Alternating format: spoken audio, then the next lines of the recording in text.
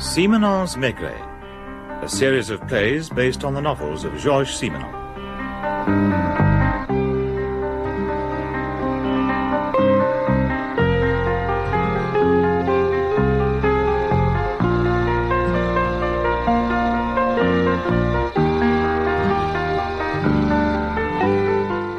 It's strange, isn't it, George, how little one troubles to find out about a town until one has to.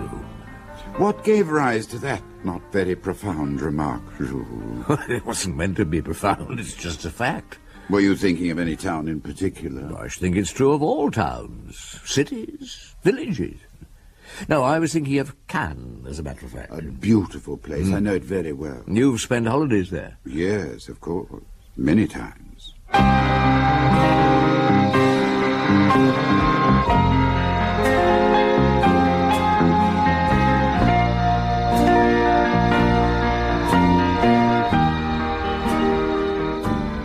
Maurice Denham as Jules Maigret and Michael Gough as Georges Simenon in Liberty Bar, translated by Geoffrey Sainsbury and adapted for radio by Aubrey Woods.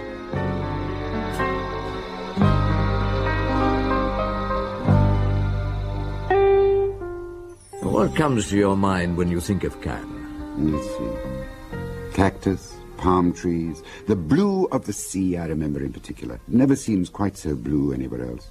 The Provençal Hotel, very plush. I remember the air humming with the heat, the glare of the sunlight. People moving about like shadows, shadows in white suits, white dresses, with tennis rackets in their hands. There you are, you see. What do you mean, there I am? Well, that's the Cannes I'd always known. And then one day I went there on a case, a murder case. Tactful handling required, according to headquarters. Why? Well, the fellow had been in the intelligence service during the war. William Brown was his name, Australian-born. Lot of money. No longer in the public eye, but still worth a headline or two on a slow news day. And that was to be avoided. You were there in the summer, of course. Yes. One of the local police inspectors, a young fellow named Boutique, met me at the station in a pearl grey suit with a carnation in his buttonhole. Oh, very colourful. He took me to the scene of the crime in a fiacre, if you please. There I was, trotting along the seafront in this horse-drawn carriage, sitting alongside a police inspector in a Panama hat. Not what one's used to at the Quai des Orfèvres. But very restful, very Cannes. Well, that's what I thought. It was only later I found Cannes had back streets, dingy little houses, seedy little bars. But at the beginning it was just like the start of a holiday. The fellow was murdered, or rather the body was found, a mile or so along the coast here at one of the poorer villas on the Cap d'Antibes. I didn't think there were any poorer villas on the Cap d'Antibes. There aren't many, sir. This one was probably beautiful at one time, but they let it go. They? Brown and his two women. He lived with two women? Yes, for the past 10 years. One of the women was his mistress, Gina Martini. The other one's her mother. There was no servant. Sun's not in your eyes, is it, Chief Inspector? I can always pull the awning down a bit. No, it's very pleasant. Well, go on, tell me the fact. There's a garage in the garden where Brown used to keep his car. Shabby old thing. He used it chiefly for shopping in Cannes. Yes? For 3 days, however, the car was left standing night and day in front of the house. People noticed, but nobody bothered. It was nobody's business. And it wasn't till Monday evening... What's today? Thursday, isn't it? Yes, sir. Right, go on. On Monday evening, a butcher was driving past in his van when he saw the car start. You can see his statement, sir. He was coming up behind it, and first of all he thought Brown must be drunk as the car started kangarooing along. Then it went steadily for a moment or two, but at the first bend it crashed into the rocks by the roadside. How far was that? 50 or 60 yards, no more. Well, the butcher pulled up, but before he could walk across to it, two women got out of the car and started running towards the town. Were they carrying anything? 3 suitcases. It was getting dark. The butcher didn't quite know what to do. In the end, he simply drove past the women and reported what he'd seen to the first policeman he came across.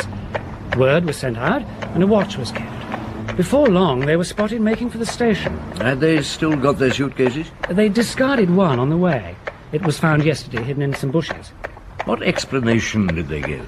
First of all, they said they were hurrying off to see a sick relation at Lyon. But the chap who caught them was shrewd enough to ask them to open their luggage. And what should he find but a packet of bearer bonds and about £800 in Bank of England notes? So he arrested them. Yes.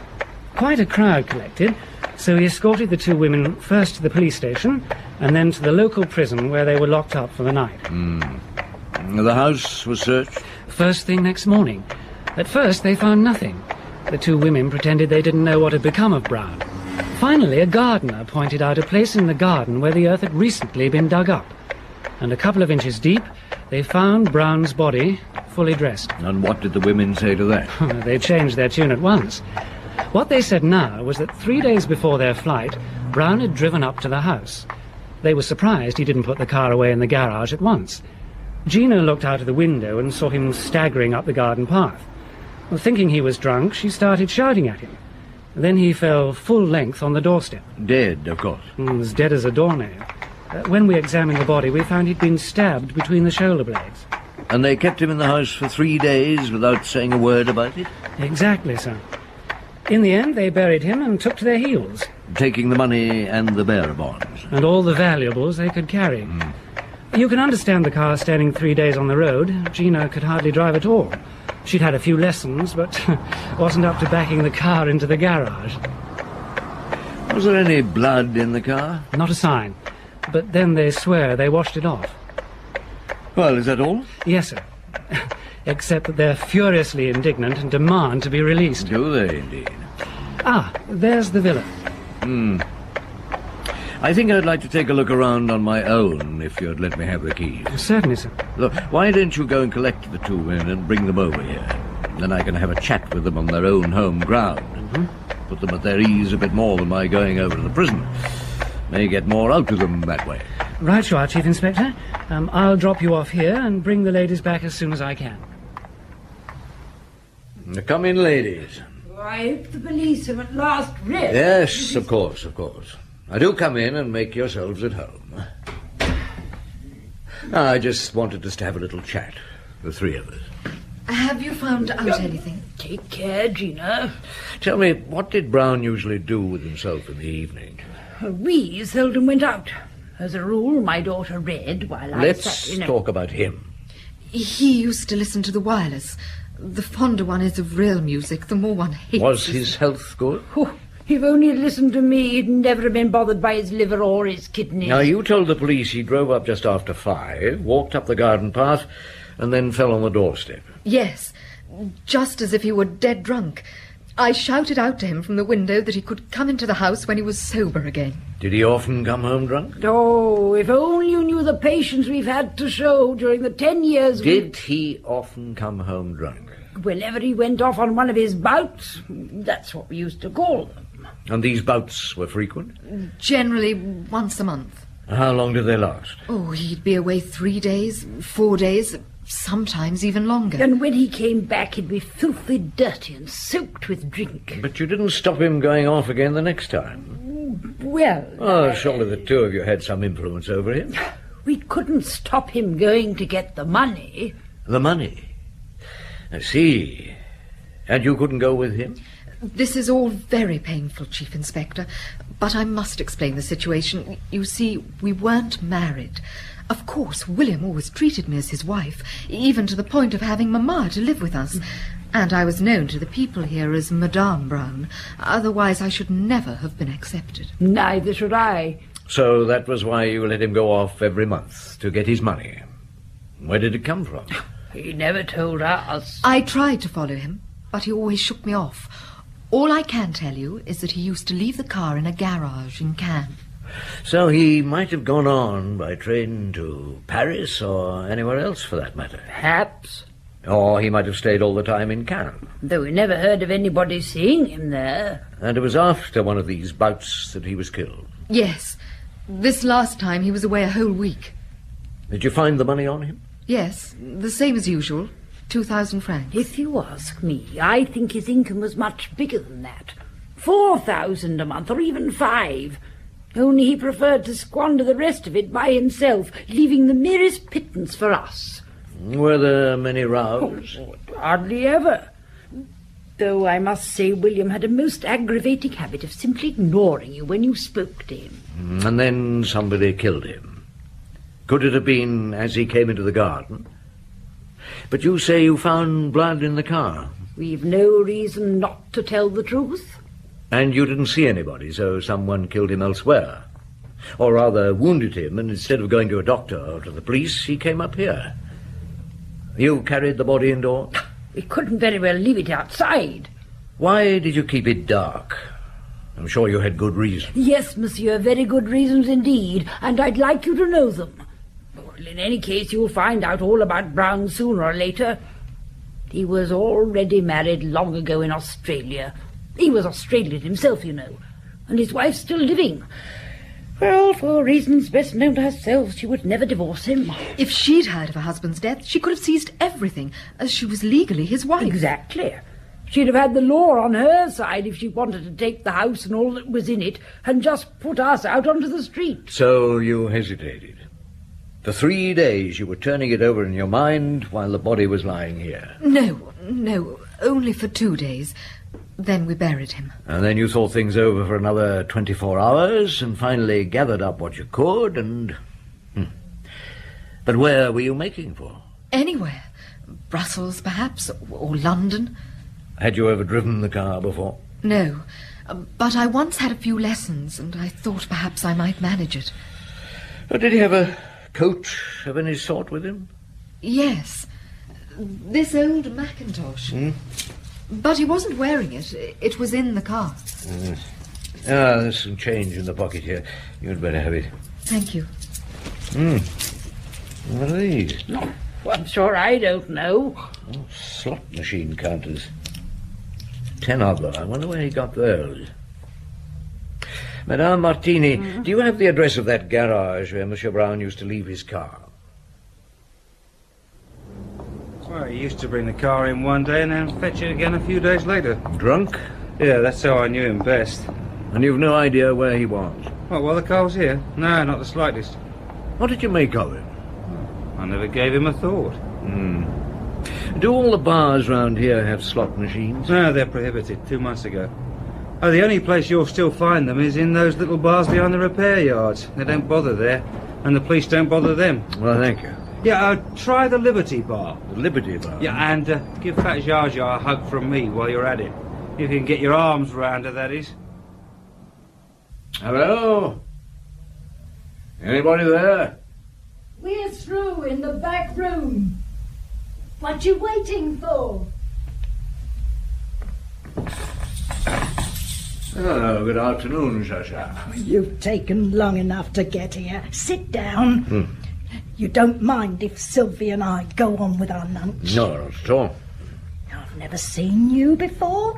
Where are you from? Nice? Antibes? Paris, police judiciaire. Oh, so it's true, is it? What? That William was some kind of important person. Who are you, Sylvie? Oh, that's William's goddaughter. Goddaughter? Oh, not in a religious way. He wasn't at her baptism. In fact, I'm not sure there was one. Was there, Sylvie? Certainly there was. William took to her. She used to tell him all her troubles, and he'd do his best to comfort her. Have you had your lunch? Oh, yes, If not, you've only to say so. We don't stand on ceremony here. How long have you had this bar? I dare say it's 15 years now. Do you have many customers? I don't want many. The ones who do come here are more friends than customers. Like William.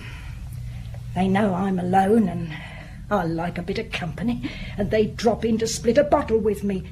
Get a glass for the inspector, Sylvie. Oh, all right, Jean-Jean. Don't take any notice.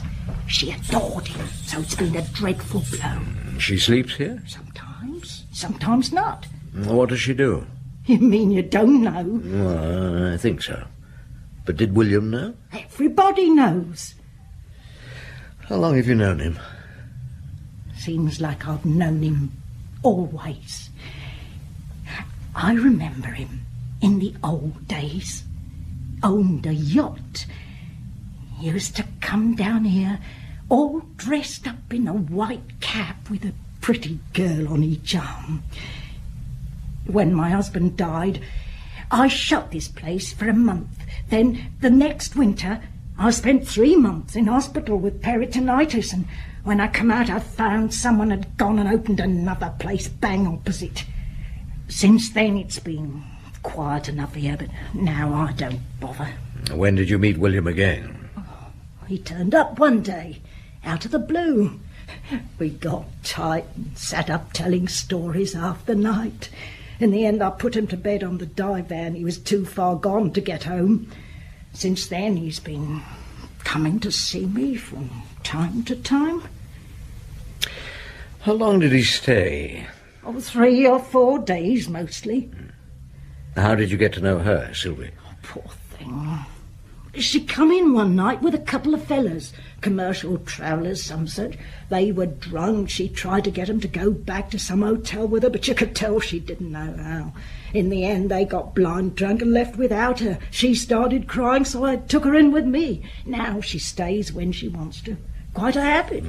Was she and William... Never. Oh, I'm sorry, I didn't know you were there. It's all right. Here you are. Oh, thank you. Now, what time did William leave here last Friday? Directly after lunch. We finished about 2, like today. Did he say where he was going? Never did. Were you here? Oh, I left about 5 minutes before. To go where? To work. Down to the harbour? There, or anywhere. According to the 2 women up at the house, he didn't get there until after 5. Did he go to other bars like this? Not as far as I know.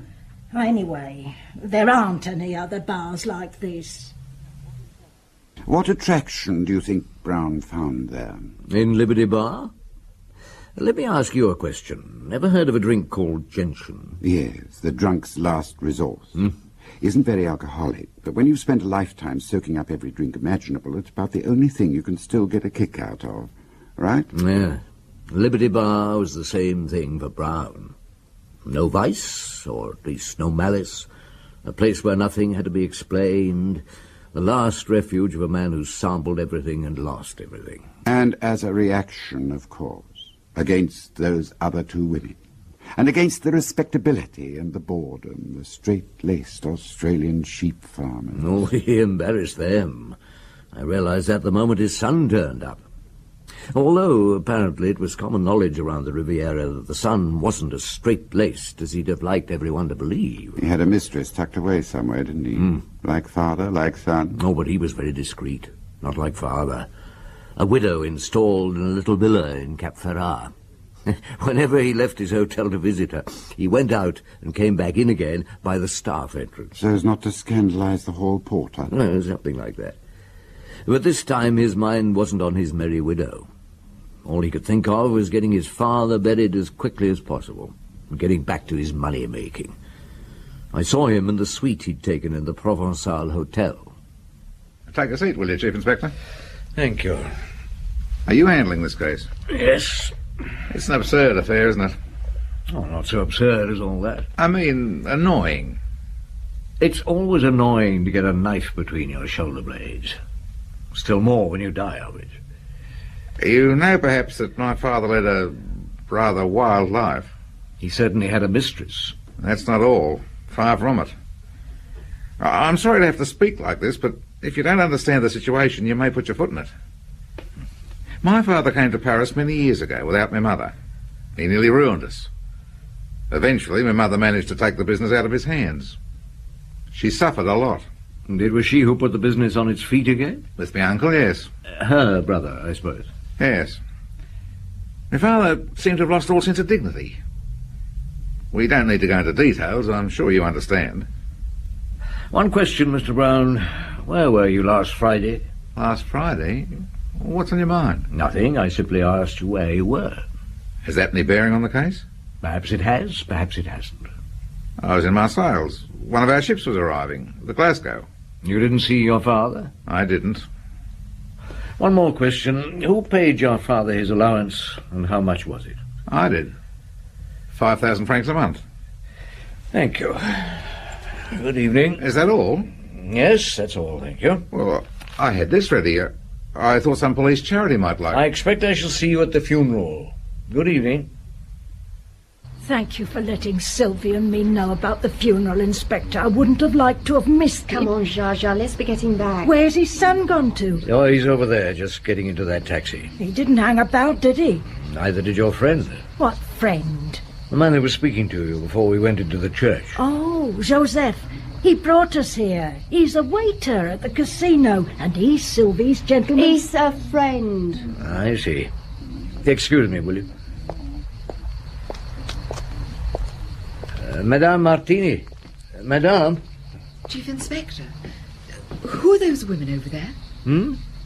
Well, I don't know exactly. They oughtn't to have been allowed. Where do they spring from, creatures like that? And his son's here as well, isn't he?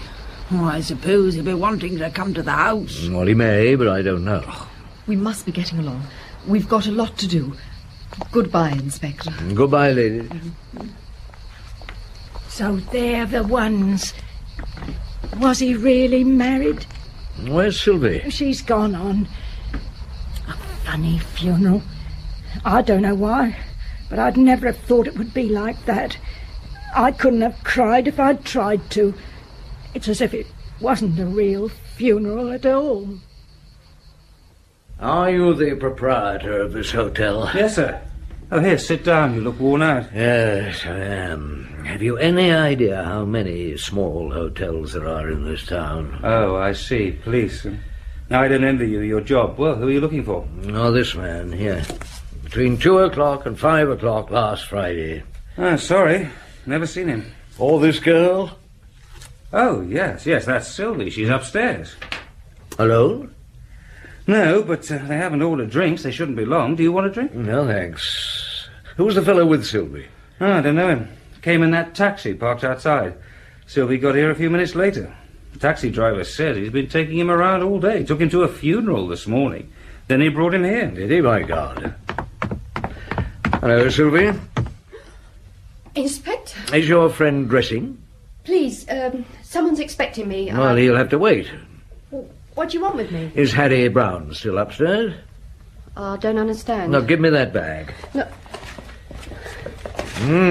You usually carry that much money around? Please. Look, any more fuss and I'll put you in handcuffs. Oh, damn, is that... Yes, it is, I'm afraid, sir. The man who was upstairs. Well, how the hell did he get out? Well, there's a side door. Some people are rather shy. Now you tell me. Can I use your phone? Yes, of course. Is Joseph waiting for you somewhere? Joseph? Your friend. Yes. Or shall we say your protector? We'll go and pick him up and then put the two of you in cells for a while. Hello, Maigret here. Send someone over to the Provençal Hotel and ask Mr. Harry Brown, politely but firmly, not to leave the hotel until I've seen him. If necessary, stop him going.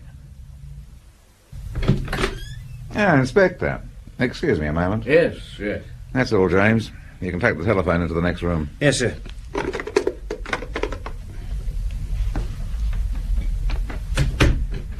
Read this, Inspector. That's what I paid Sylvie 20,000 francs for. Thank you. Huh? Your father's will? Yeah. I must first of all explain a few things to you. Before his marriage, my father owned a very large estate in Australia.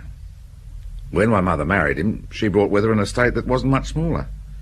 And with the union of the two properties, my father became the biggest sheep breeder in the country. Then later, there was a lawsuit here in France, and he came over to see it through. He came alone? Alone. And he never went back? No. Proceedings dragged on. For 2 years, he kept putting off his return. Who looked after things out there? Well, everything was going to pieces. Until at last, my mother took over the business. For a long time, my father lived on credit, and we paid his debts. And then you stopped paying? We never left him destitute. But the more we paid, the more he spent. So there was nothing for it but to cut him right down to 5,000 francs a month. Apart from the allowance you made your father, did you have any contact with him? Not directly. Indirectly? Any communication was sent through the bank that paid the money. A bank in Cannes? Yeah. And did you communicate with him just before his death? The bank manager saw him on our behalf. The last time he drew money? Yes. Allow me to explain. The situation between my father and the family was never really cleared up. He was still fighting for what he claimed were his rights. So there's a lawsuit still on? Yeah. It's been going on these last 10 years. And all the family was against him? All, without exception. And what were you offering him to fade away and leave you in peace? £10,000. Would he have been better off with that than with his allowance? Decidedly. Particularly if he'd bought an annuity. Then why did he refuse? To annoy us. It had become an obsession with him. He was absolutely determined not to leave us in peace. He even told the bank manager that he'd taken steps to ensure our troubles continuing if he died. How? He'd made a will. You're holding it now. And who do you think were his heirs? 4 women. Did you know the terms of the will? Until today, I knew nothing about it. Well, soon after I got back from the funeral, a man asked to see me. Was his name Joseph? He didn't say. He showed me a copy of the will and said I could buy the original for 20,000 francs if I went to a certain hotel. You mean to tell me that you've been conspiring to destroy a will? The will's not destroyed. It's in your possession. Do as you think fit. I shall be staying here until you give me permission to leave. Who the hell is she? Are you looking for Jar Jar? Oh, yes. Who are you? Inspector Maigret. Ah, then I've got a message for you. She'll be back in a few minutes and asked if you'd mind waiting. I'm to let you in. There you are. Make yourself at home, she said. The switch is on the right. Thank you. Hello, Provençal Hotel? Chief Inspector Maigret. Has Monsieur Brown received any visitors? A fat woman, when? Has she left? Oh, no, it's all right. She's here. Good evening, Jean. Oh, there you are.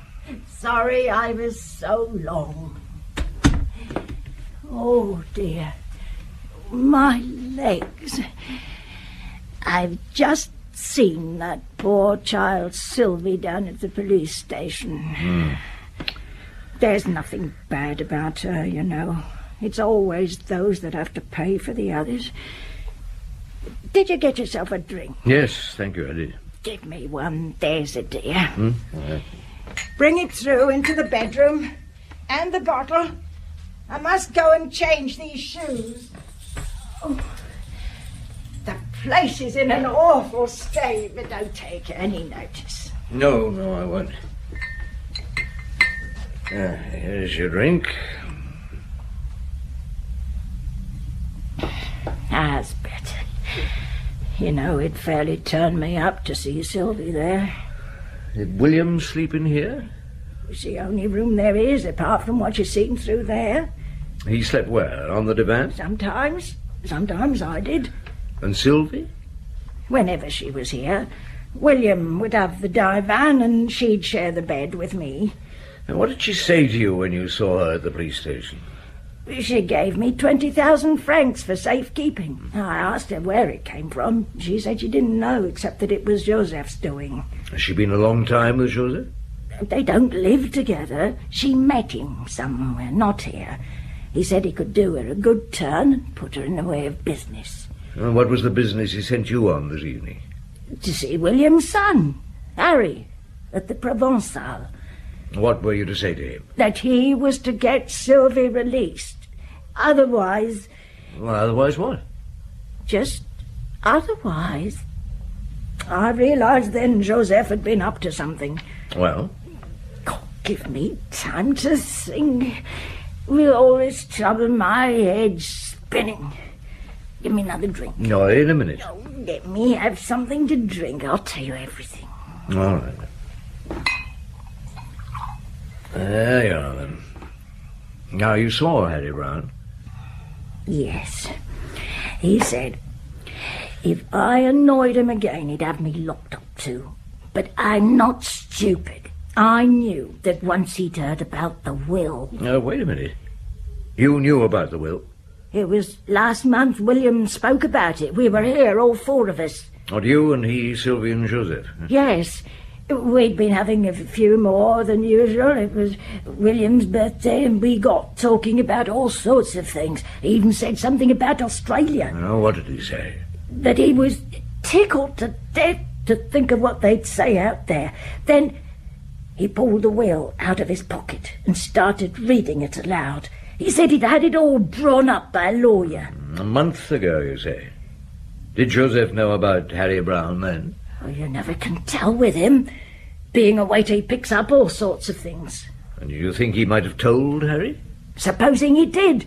Supposing Joseph had been and told him everything. And supposing Harry had said that he'd like to have that will, but what use would it be to him while William was alive? What do you mean? Well, he could easily go and make another, couldn't he?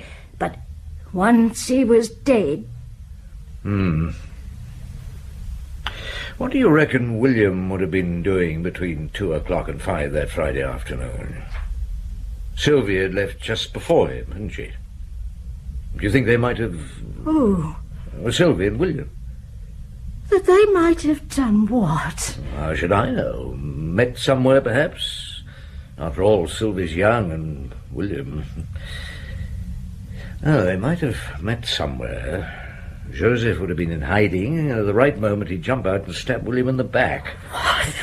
Harry Brown suggests the crime, Sylvie decoys William to the spot, Joseph does the rest. And then Harry is told to bring the money to the hotel, and when Joseph gets arrested, he sends you off with a message for Harry to say he'll spill the beans if he's not set free. That's it. Yes, that's it. And me thinking... No, it's not true, it can't be. It's not true. Not Sylvie. Put that bottle down. Charger! Oh, God, no. Something to tie it up. This will have to do. You stupid old woman. How did you have to do that? It's not too bad for the moment.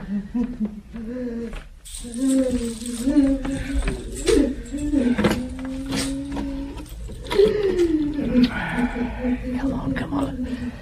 Hello, police here. Emergency. Send a doctor to Liberty Bar. A woman has cut her wrist. Liberty Bar. For the love of God, get a move on. How will she be, Doctor? Well, it's hard to say. She'll never know old age, that's for certain. Well, we can't do anything else. At least not until the morning. Then we can see about getting her moved into hospital. If she'll go. Yes. Well, we'll see about that. Well, good night, Inspector. Good night, Doctor. Thank you.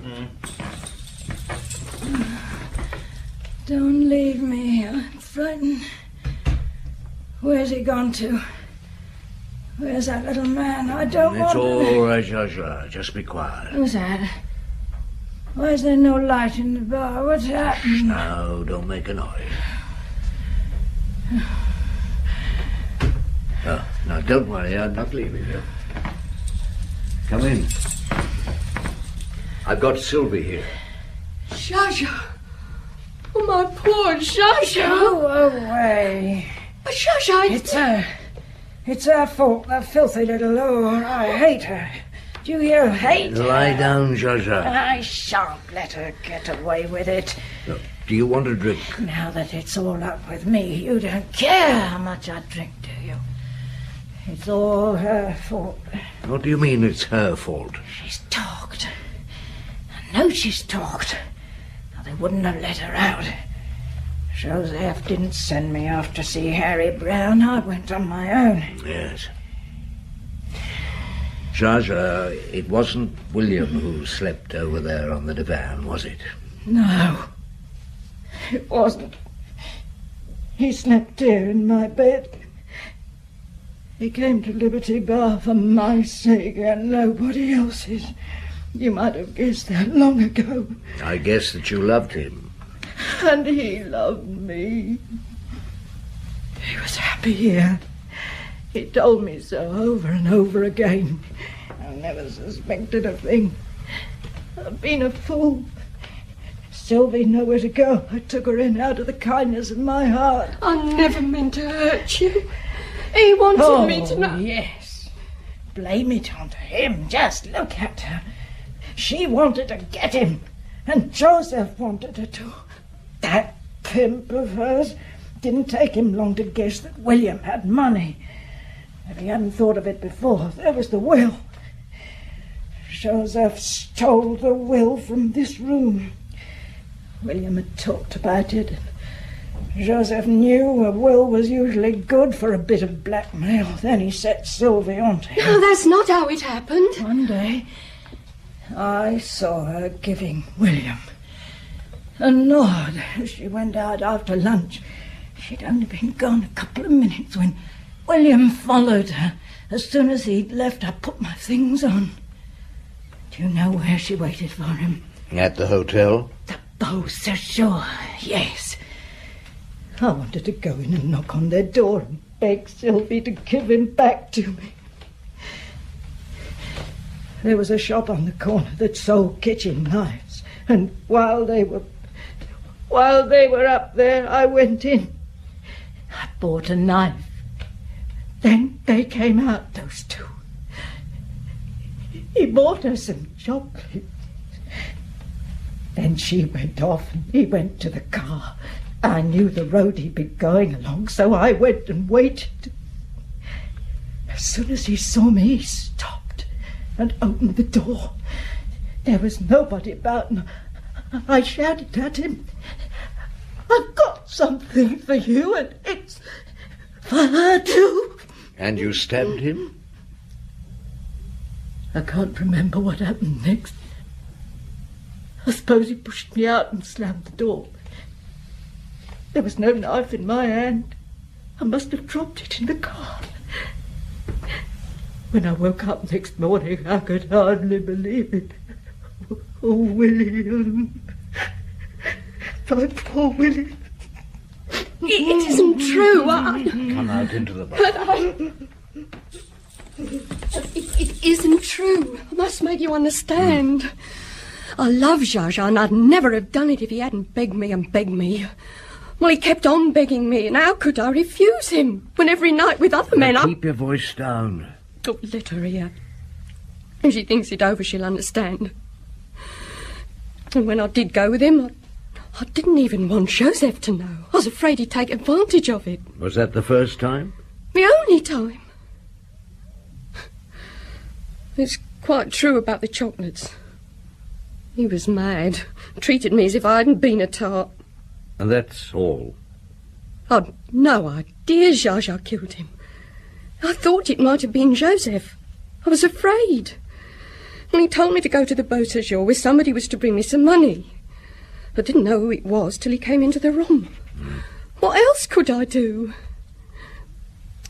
Is Zsa Zsa badly hurt? No. No, I think she's sleeping. Now, stay with her. And when she wakes up, you'll tell her that I've gone. For good. You'll tell her that she's been dreaming, that she's had a nightmare. I don't understand. And Joseph? You love him? One has to have a man. And William? Oh, that was different. He wasn't one of us. Now lie low for a while. We'd better all forget about Liberty Bar. Thank you. Zsa Zsa, I tell you, she's the best woman in the world. I know. Now look after her, Sylvie, for as long as she needs it. There's the will, Mr. Brown. You mean It's yours. After all, you paid 20,000 francs for it. We're only too anxious to treat them generously.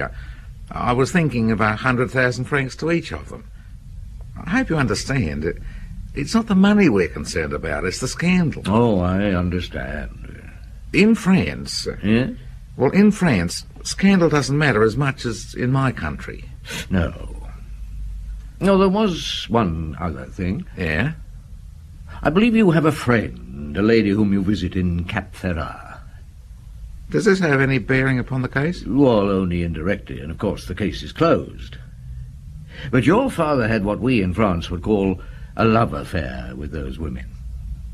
I'd be interested to know how you think your Australian acquaintances would refer to your friendship with the widow of Cap Ferrat. I shall report you to your superiors for that remark, Chief Inspector. No, Mr. Brown. After all, I did not make the remark as a policeman. It was unofficial. As I said before, the case is closed. That will you have there never existed. Your generous gifts to the four ladies will be greatly appreciated. And there'll be no scandal either here in France or in your country. Good morning, Mr. Brown. So your report was what? Murder by person or persons unknown? And that let everyone carry on living as usual. Or dying as usual. Zsa Zsa only had a few more months to live. Depending on how much she drank. Exactly. This wasn't only a love story, it was a drink story. They must have made a good pair, William and Zsa Zsa. Oh, yes. Both getting on a bit, both feeling a bit lost, then finding each other. Kindred spirits, able to keep in step with each other, glass for glass. She must be dead too by now.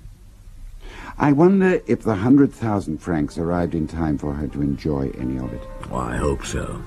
So do I. Anyway, it's over now. Whatever happened, it was a poor little love story with a rotten ending.